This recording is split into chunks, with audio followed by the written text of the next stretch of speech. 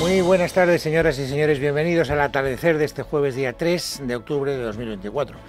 No les tengo que explicar que el gobierno tiene que negociar a muchas bandas en un circo de muchas pistas para conseguir el apoyo de todos los grupos que necesita para que su estabilidad parlamentaria no se vaya al garete. Y hoy hemos asistido a un espectáculo más en una de esas pistas del circo, que es como Bildu, saben ustedes lo que es Bildu, y de dónde viene Bildu, y a quién hereda Bildu. Bildu ha querido asumir todo el protagonismo y apuntarse la medalla de que gracias a ellos el gobierno ha claudicado en una de las reivindicaciones que no solo Bildu, también otros partidos de la izquierda venían haciendo desde hace tiempo, que era modificar la llamada Ley Mordaza, la Ley de Seguridad Ciudadana.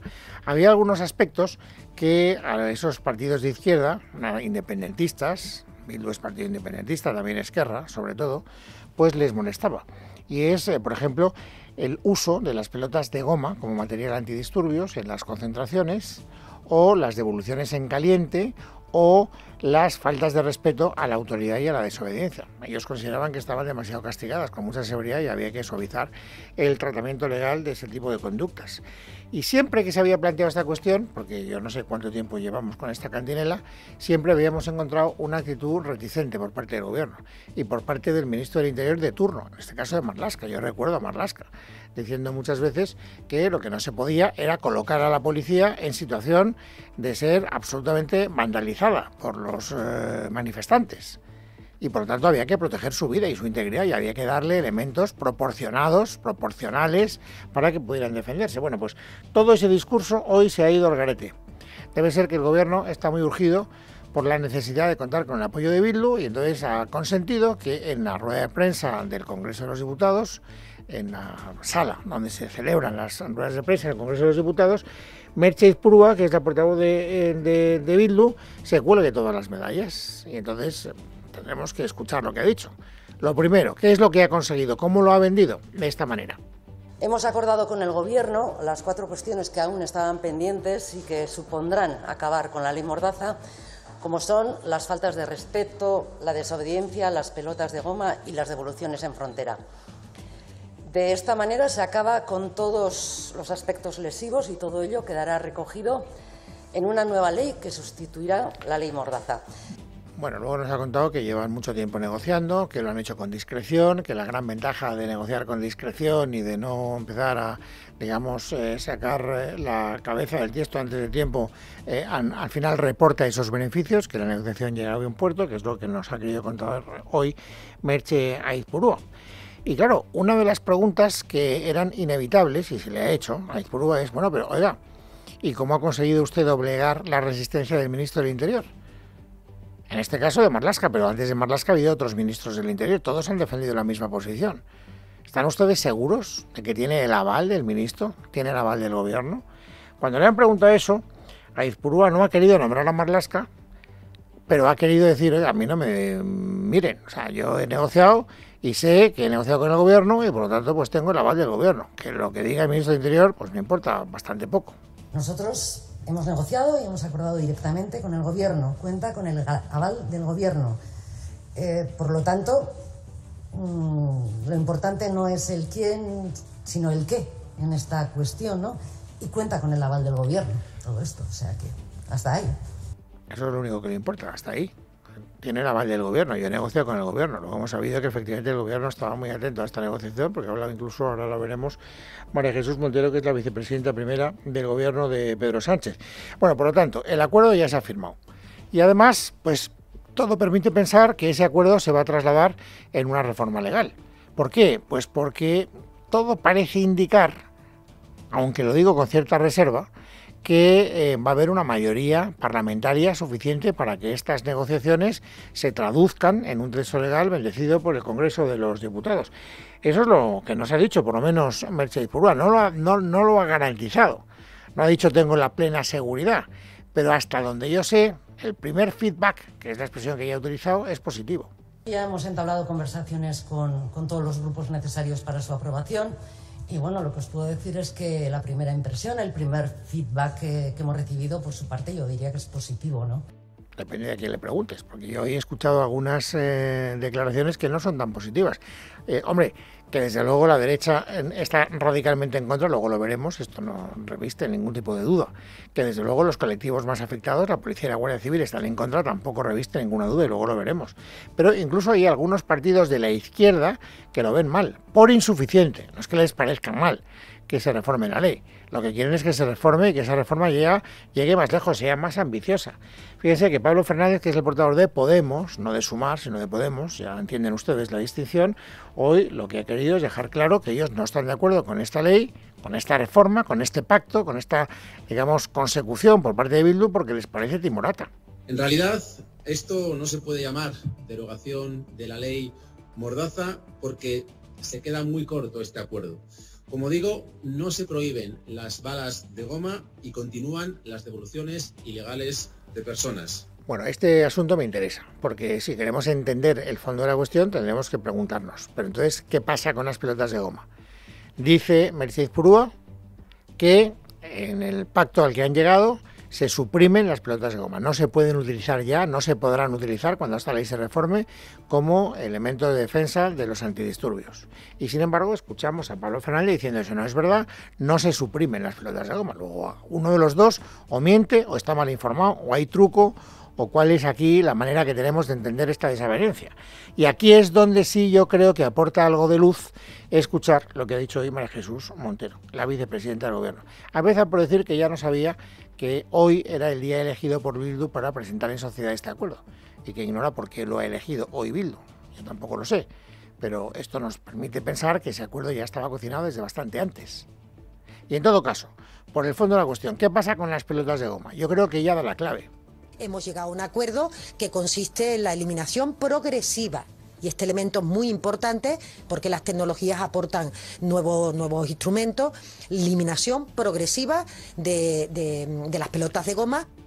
Ahí está la clave, ahí está la trampa, o ahí está el truco, o como ustedes quieran llamarlo.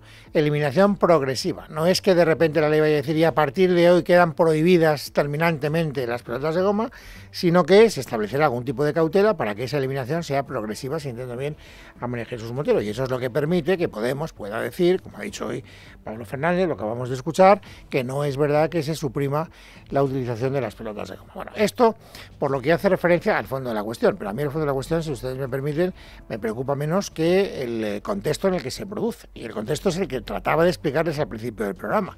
Estamos, una vez más, ante el pago de un precio que exige un partido independentista y además Bildu, con todo lo que tiene de historia vergonzante a sus espaldas, al gobierno de Pedro Sánchez.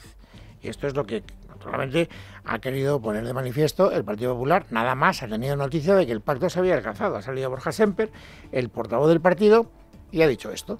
Estamos hablando de una ley que debilita la autoridad, que protege a los violentos, que legitima a Bildu y que deja indefensas a las fuerzas y cuerpos de seguridad del Estado en nuestras calles y en nuestras fronteras. Cuando gobernemos España, revertiremos este despropósito. Bueno, bien, ya veremos lo que pasa cuando ustedes gobiernan España, señor Semper. De momento lo que sí que tenemos claro es que el Partido Popular entiende que esta ley desprotege a los miembros de las fuerzas y cuerpos de seguridad del Estado. Y tengo que decir que hoy han hablado tanto los guardias civiles como los policías, para decir exactamente lo mismo. Lo han dicho cada vez que este debate se ha suscitado en la opinión pública, ellos inmediatamente han salido y han dicho, ojo, que nos van ustedes a provocar una gran indefensión, como atiendan las demandas de los partidos independentistas. Y hoy, naturalmente, cuando se han encontrado con que el gobierno ha claudicado, porque es una claudicación en toda regla, pues han salido los sindicatos mayoritarios de la Guardia Civil y de la Policía a decir en qué situación están. Escuchen, por ejemplo, a Agustín Leal, el portavoz de Jucil, Guardia Civil. La reforma de la Ley de Seguridad Ciudadana pactada entre el Gobierno y Bildu pone en riesgo la vida de guardias civiles y policías. Convertir la falta de respeto y desobediencia en infracciones leves y prohibir el uso de pelotas de goma desarma a nuestros agentes frente a situaciones críticas. Esta nueva ley debería llamarse Ley de Odio a la Policía y Guardia Civil. No está mal. Quiero decir, no está mal la claridad de la exposición. Y tampoco se queda corto Ivonne Domínguez, el portavoz de Jupol. No se ha tenido en cuenta a los profesionales de las fuerzas y cuerpos de seguridad del Estado, ni a Policía Nacional ni a Guardia Civil. Además, creemos que va a suponer la pérdida total del principio de autoridad para los policías actuantes. ya que tanto la desobediencia como las faltas de respeto quedan reducidas a la mínima expresión. Al final este es el resumen que podemos hacer. En opinión de los responsables de garantizar la paz social, la tranquilidad de las calles, desprotegemos a los que nos protegen y, si lo ponemos más fácil, a aquellos que nos ponen en riesgo. Sería el resumen que a mí me viene a la cabeza escuchando todas estas declaraciones. Y a mí me parece que eso es lo fundamental del acuerdo que se ha alcanzado hoy desde el punto de vista material. Si queremos elevarlo al plano político, hay algo que naturalmente también ofende la sensibilidad de las personas que tenemos un cierto respeto por todas aquellas personas que se han jugado la vida siempre frente a ETA. Porque es que Bildu es heredero de ETA. Y de que al final sea Bildu quien tenga que conseguir del gobierno de Pedro Sánchez pues claudicaciones como esta, pues clama al cielo, y eso también clama al cielo políticamente. El propio Borja Semper lo ha querido también dejar claro hoy en su comparecencia pública. Entregar la capacidad legislativa de un país en materia de libertades y seguridad ciudadana a Bildu es la línea que le faltaba por cruzar al gobierno de Pedro Sánchez. Sabíamos que sin amnistía y sin indultos no había ni investidura ni legislatura. Ahora sabemos que sin excarcelaciones y sin cesiones a Bildu, tampoco. Bueno, esta es la opinión del Partido Popular. Me imagino que también es la opinión de Vox. Digo que me imagino porque no he escuchado ninguna declaración de ningún portavoz de Vox, pero quiero pensar que va en la misma idea. Y también es la, digamos, postura de un sector del Partido Socialista. Saben que cada vez que hablamos del sector contestatario, inmediatamente nos viene un nombre a la cabeza, que es Emiliano García Paje, el hombre que habla mucho y luego hace poco. Bueno, pues hoy ha hablado. Y se ha tomado con ironía este acuerdo. Hay que entender la ironía, porque no creen ustedes que la ironía casa bien con la radio, pero bueno, escúchenle.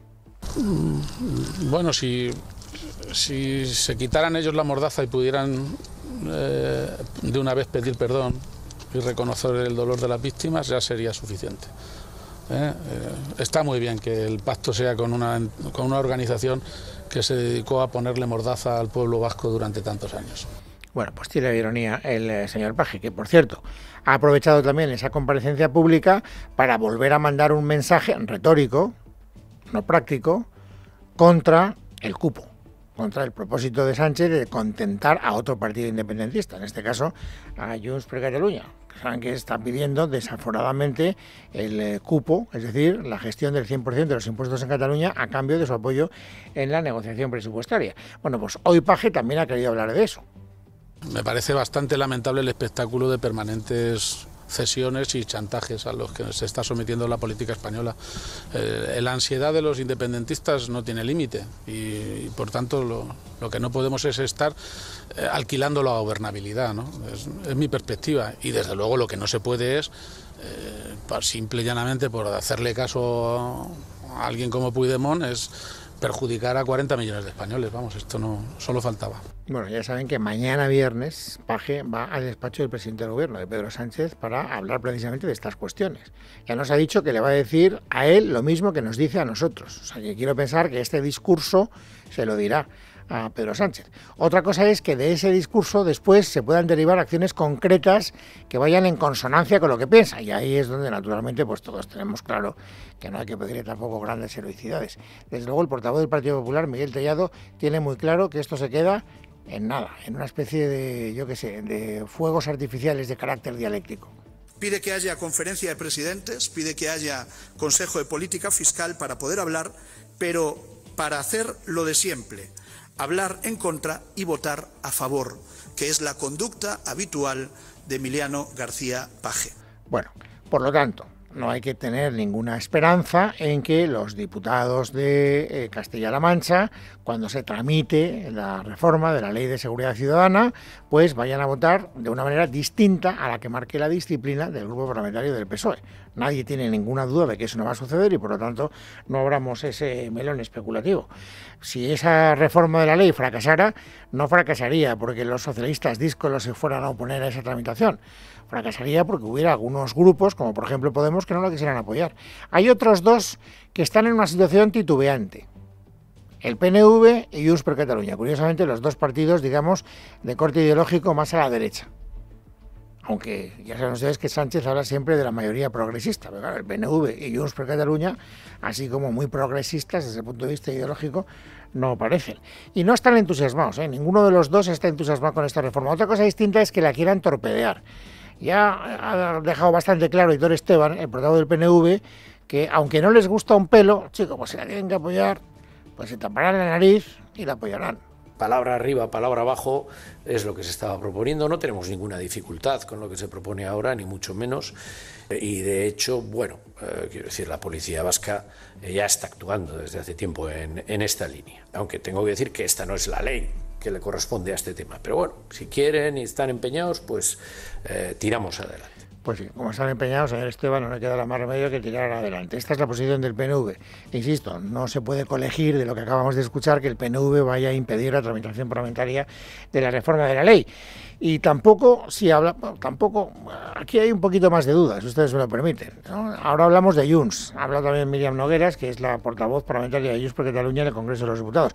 Así como Esquerra ha dejado muy claro que la apoya con todo su entusiasmo y que la aplaude sin ningún tipo de reserva, Míriam Nogueras pues ha dicho que, bueno, que la tienen que estudiar y que luego ya veremos.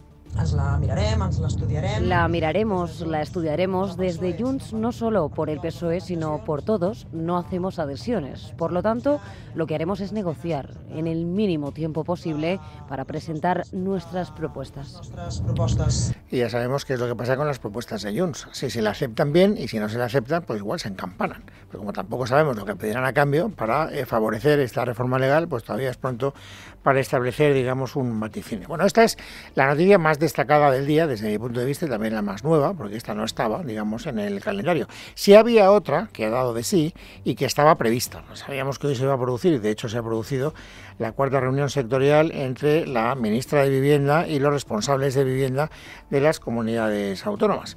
Saben que lo que quiere el gobierno es que se aplique en todas las comunidades autónomas la ley de vivienda que patrocina el gobierno, y las comunidades autónomas dicen que no la quieren aplicar.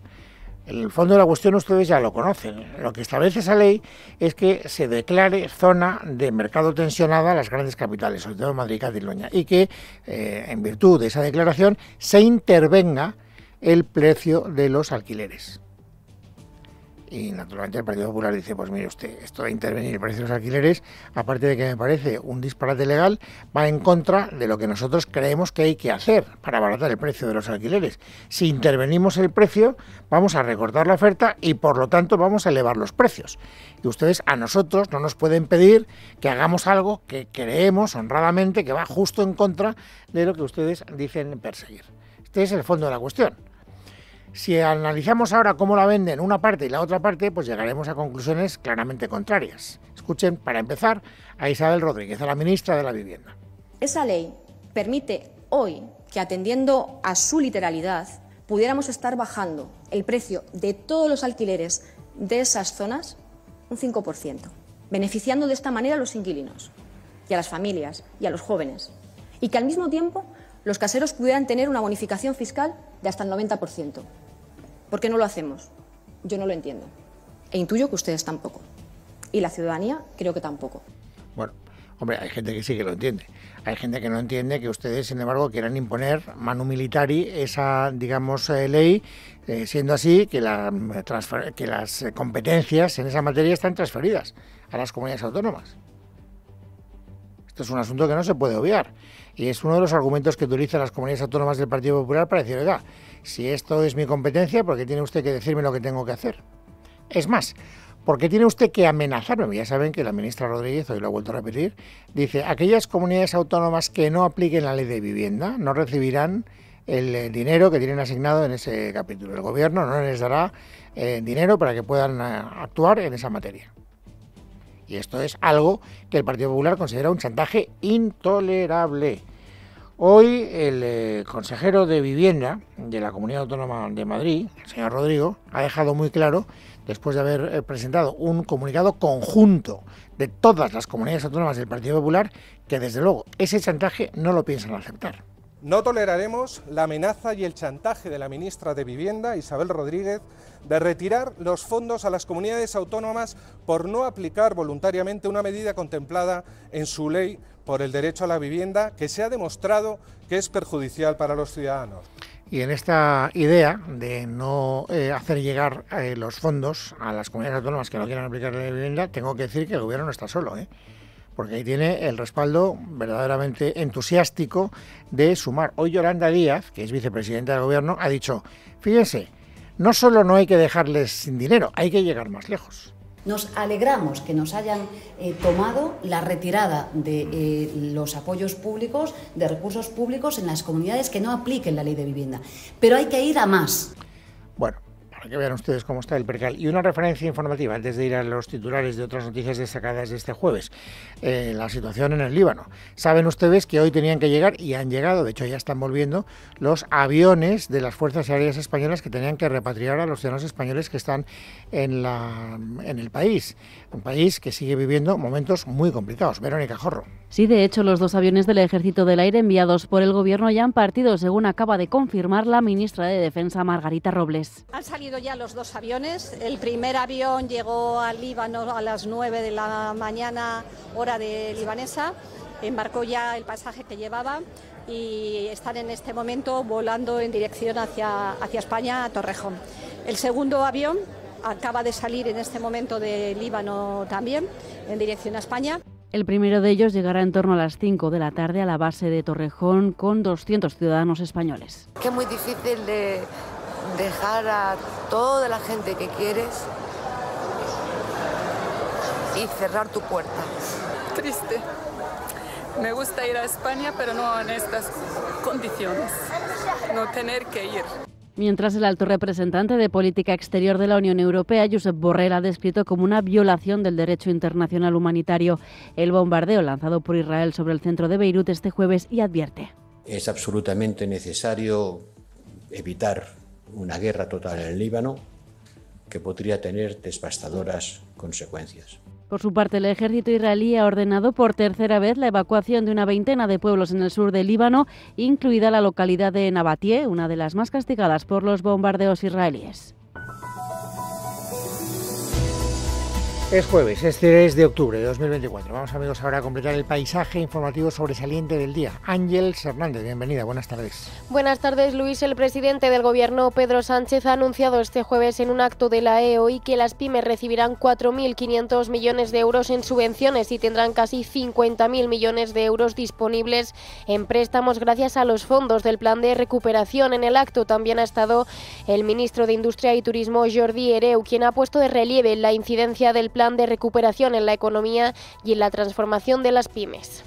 Que es importante el anuncio que vamos a hacer hoy de destinar nada más y nada menos que 4.500 millones de euros en subvenciones y cerca de 50.000 millones de euros en préstamos, instrumentos financieros del Plan de Recuperación a nuestras pequeñas y medianas empresas. En materia económica, también hoy hemos conocido que la ministra de Inclusión, Seguridad Social y Migraciones, Elma Saiz, estudia cambiar los supuestos de incorporación de una baja y compaginar pluriactividad. El gasto por incapacidad temporal se ha disparado por encima de los 10.000 millones en el último año. La modificación, la reforma de la incapacidad temporal. A nadie se le escapa que, bueno, pues no solamente la tecnología, los avances médicos hacen que haya personas que en algunos procesos puedan quizás incorporarse a trabajar. Esto es como lo que estaba explicando antes del trabajo o pensión. Había una regulación muy abrupta, o eres trabajador o eres pensionista. Con el acuerdo alcanzado hemos hecho que ese tránsito desde la voluntariedad pueda ser más flexible. Pues lo mismo en la incapacidad temporal. En cuanto a inmigración, la secretaria general del Partido Popular, Cuca Gamarra, ha exigido a Pedro Sánchez una política integral para la crisis migratoria de Canarias que incluya a la Unión Europea. Es el momento de que se activen todos los recursos que Frontex pone a nuestro alcance para que se activen en el Atlántico, como se han activado en el Mediterráneo cuando ha sido necesario. Pedir ayuda a la Unión Europea para España es una obligación y una responsabilidad que el Gobierno de España está obviando. Es necesario solicitar que se active el programa de reubicación urgente de los menores no acompañados entre los Estados miembros. Por su parte, el presidente del Partido Popular de Canarias y vicepresidente del Gobierno regional, Manuel Domínguez, se ha mostrado poco optimista en cuanto a un acuerdo. Y llegamos a las reuniones secretas. Reuniones, porque digo secretas porque el Gobierno ponía como exigencia para reunirnos que estas reuniones no se supiesen. algo que yo no compartía. Yo le decía a Miguel, no entiendo por qué. Yo creo que hay que hacerlas con luz y taquígrafo, para que todo el mundo sepa lo que está sucediendo. Sin embargo, cuando se produce la primera, en el mes de agosto, yo llamé como 3 veces a Miguel para que me dejara filtrarlo, me dijo que no. Y de repente el Partido Socialista desvela que ha habido una reunión el día 12 de agosto. A su vez, continúa la saturación en los centros en los que se alojan los menores inmigrantes llegados solos a Canarias, que tutelan la actualidad a 5.400. Paco Robaina. La sangrante y preocupante saturación en los centros de menores inmigrantes llegados solos a Canarias está provocando todo tipo de reacciones. Francisco Candil, viceconsejero de Bienestar Social del Gobierno de Canarias, ha señalado que en cuanto a la tutela de los menores migrantes, la cifra total confirma que Canarias tutela y protege en estos momentos a 8.000 niños y niñas, un número alarmante que certifica la situación en los centros de acogida que están totalmente sobresaturados. Para la mayoría de los canarios, la solución pasa por la reforma de la Ley de Extranjería y la colaboración a nivel nacional. A este respecto, Elma Saiz, ministra de Inclusión y Migraciones, ha negado el colapso en la atención a los migrantes que llegan a Canarias y ha hecho alusión a los partidos que impiden la reforma del artículo 35 de la Ley de Extranjería. Estoy segura de que cada persona que votó en contra de la solidaridad con estos chicos y chicas no acompañados cambiaría el sentido de su voto con tan solo mirarles a los ojos, con tan solo escuchar sus historias de vida. El Gobierno de Canarias ha vuelto a insistir en que para repartir a los menores entre comunidades, cada una debe asumir las responsabilidades en cuanto a la tutela y protección de estos menores no acompañados. Más cosas. Hoy hemos conocido que los agentes de la Unidad Central Operativa de la Guardia Civil regresaron la semana pasada a la sede de la empresa pública Red.es para recabar más documentación relativa a las adjudicaciones a empresas de Juan Carlos Barrabés. Miguel Ángel Pérez, buenas tardes. Buenas tardes. El registro de la UCO se produjo el pasado 25 de septiembre y tuvo lugar fruto de un mandamiento del titular del Juzgado de Instrucción número 41 en Madrid, Juan Carlos Peinado, que investiga a la esposa del presidente del Gobierno, Begoña Gómez, por delitos de tráfico de influencias y corrupción en los negocios. La entidad pública Red.es, adscrita al Ministerio para la Transformación Digital y de la Función Pública, está siendo investigada a su vez por adjudicar 10 millones de euros en contratos al empresario y gurú de Begoña Gómez, Juan Carlos Barrabés, tras las cartas de recomendación remitidas por la esposa de Pedro Sánchez. Esta no es la primera vez que los agentes de la Unidad Central Operativa de la Guardia Civil se personan en las dependencias del ente público, ya que a principios del pasado mes de junio la UCO ya estuvo recopilando información relacionada con la investigación por orden de la Fiscalía Europea. Por último, fuera de nuestras fronteras continúan los combates en el Líbano entre Hezbollah e Israel, que esta noche ha castigado otra vez el sur de Beirut, una ofensiva que se produce después de que el ejército de Israel sufriera su jornada más mortífera en el frente libanés, con 8 soldados muertos desde que iniciara su incursión limitada en el sur del país vecino. Además, hoy ha comenzado la evacuación de los españoles en el Líbano. En casa de Herrero. Es Radio.